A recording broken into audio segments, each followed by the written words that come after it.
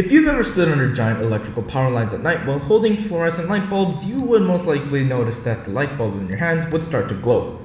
For context, fluorescent lamps are usually long cylindrical lamps that give off a bright white color, and there are 3 types of these lamps. But I'm not exactly here to talk about that because it doesn't matter for today's question.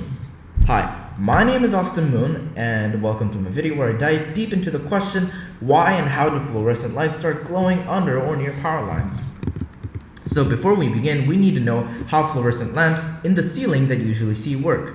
So put very simply, they all rely on the mechanism of ionizing mercury vapor in a glass tube, then converting the light that's formed in the process into visible light.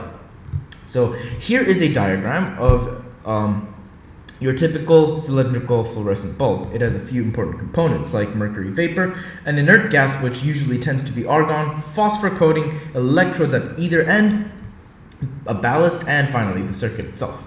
So first, when you flip the switch, the alternating current is activated. This is where the ballast comes in. It basically works something like a metal coil wrapped around a piece of metal. So when the current is sent through the ballast, it generates a burst of magnetic field as well as a burst of volts, and positioning in concentric loops would only amplify this effect. So this stimulates the electrodes to release the electrons, moving the entire reaction forward, and so electrons move through the tube, producing an electric field. Some of these electrons actually will collide with the gaseous mercury particles, and this causes a transfer of energy, which would excite the mercury atoms.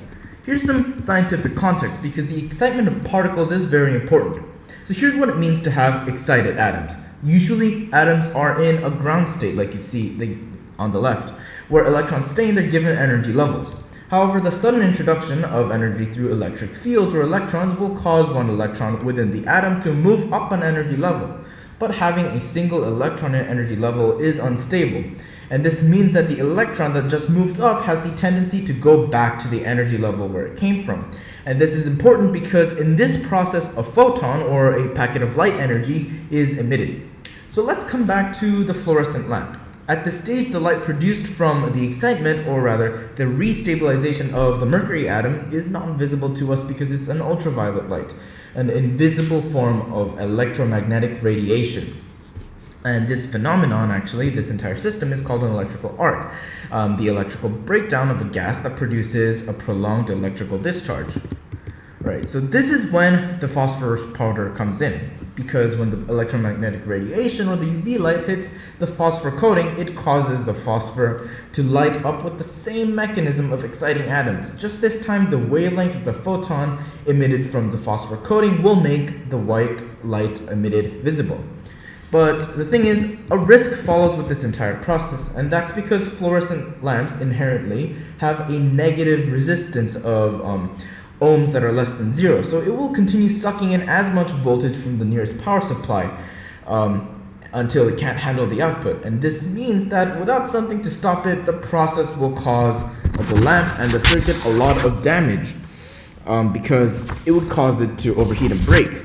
Once again, the ballast coil plays a pretty important role. It supplies an opposite positive resistance each time the current passes through the system to slow down or restrict the negative resistance from the fluorescent bulb from sucking in all the energy, and it keeps the entire system regulated and stable.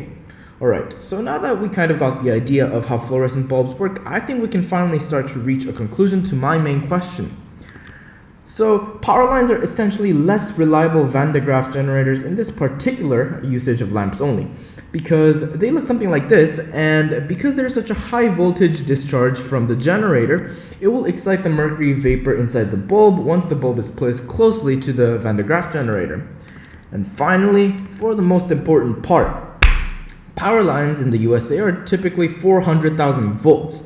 However, the earth down on our feet is at an electrical potential of around 0 volts, and this difference will cause an electrical field to form between the lines and the ground.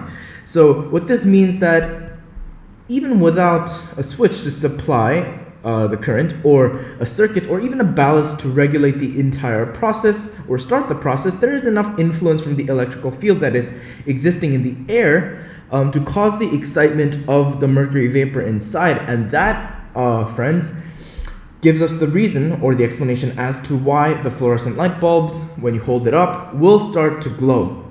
Thank you very much for listening to my presentation. If you have any questions, please do email me down on this email address below. Again, thank you very much.